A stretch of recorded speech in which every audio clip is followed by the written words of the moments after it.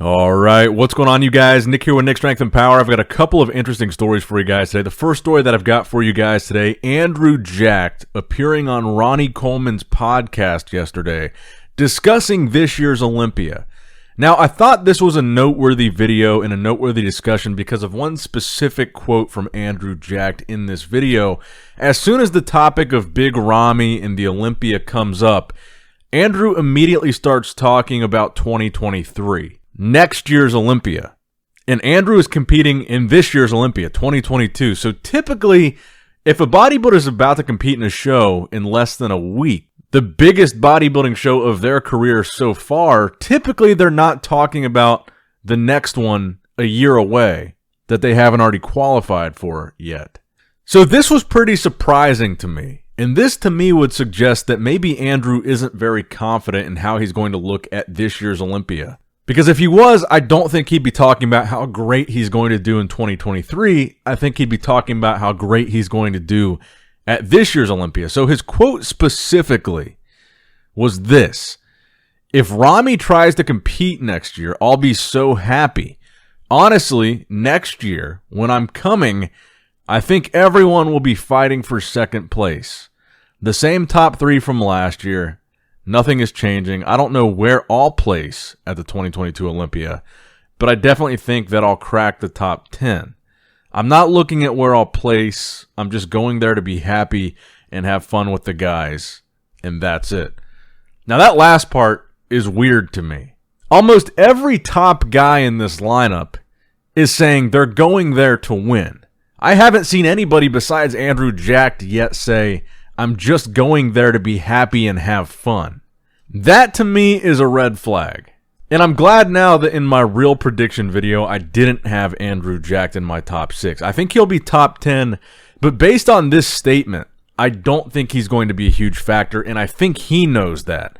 I think he either is injured or he's not happy with how he's looking. I don't know, but he's setting the bar for himself to the fans very, very low with this statement. Saying "I'm just going there to have fun" to me is lowering the bar for himself.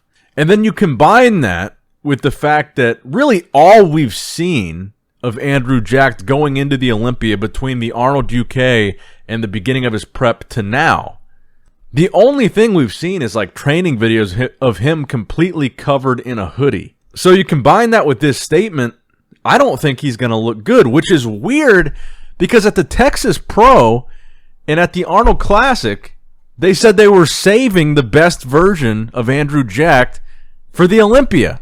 This whole, "Oh, he's only 75% at the Texas Pro," this whole, "Oh, he just did enough to win the Arnold UK," we're saving the final perfect product for the Olympia.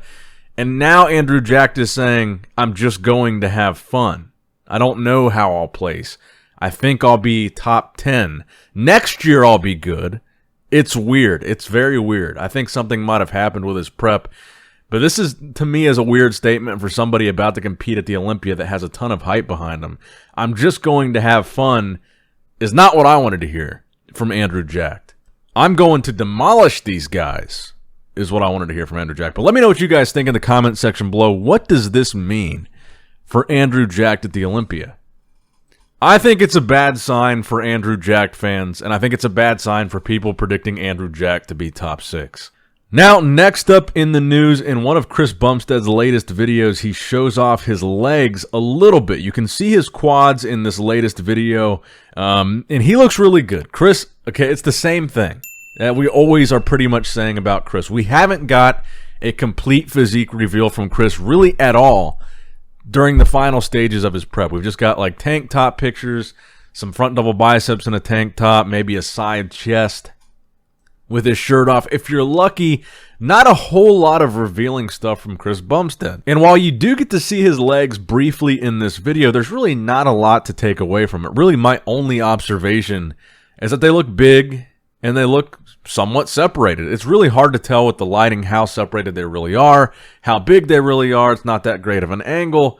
It's just one pose, etc., etc. Now, Chris did also post a series of photos on Instagram today where it looked like he's beginning to have the death face. His face looks really depleted. It looks really sunken in, which I think is a good sign. Him and Honey Rambo were trying to put on 15 pounds of muscle with this last prep. The whole goal was to add size and come in bigger. So to me, that raised the question, will he be sacrificing conditioning for size?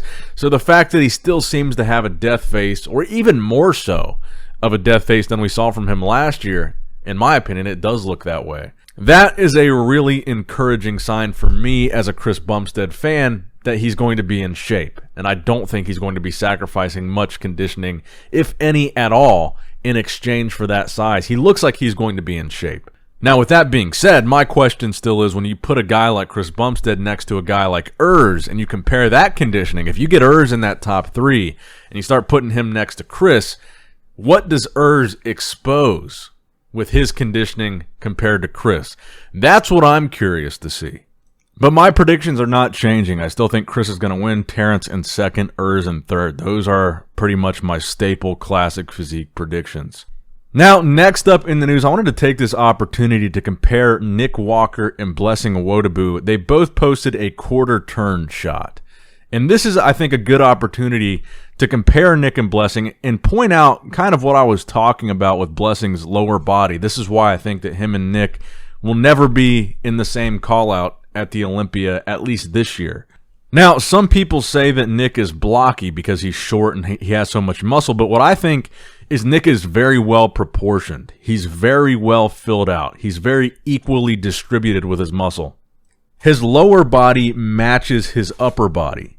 Look at how his legs compare to his upper body in this side transition shot compared to Blessing. It's interesting.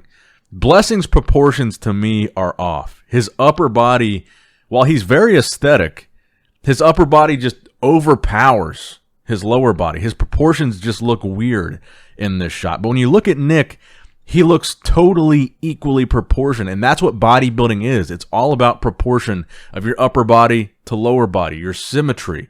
I just think Nick is much more polished and much more well filled out. And the reason why I'm talking about this is because really the main reason why Blessing has stayed in the conversation of the Olympia at all is his rivalry with Nick. And the more that I look at these recent updates, and granted, I want to point out Blessing's update is from a week ago, Nick's update is from today.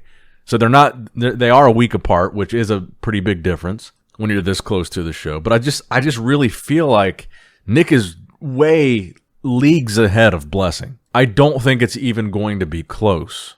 But let me know in the comment section below, who do you have placing higher, Nick or Blessing? And the final story that I've got for you guys today, I just thought this was weird. Big Ramy posted on his story today, 3 days out from the Olympia, eating what looks like an entire pizza to himself, watching Netflix. I guess it's a high-carb day for Ramy. I just thought that was interesting. This close to the Olympia, 3 days out, he posted a story eating pizza. I was kind of confused. I don't know what that means. I just thought it was weird. I wanted to put it in the video. Give me your thoughts on this story in the comments below. Big Ramy eating pizza 3 days out. What the hell does it mean? Let me know in the comments below. Make sure you like and subscribe for more videos like this one. You don't want to miss a minute of this Olympia coverage. And as always, I love you guys. I appreciate you guys. Nick Strength and Power, signing out.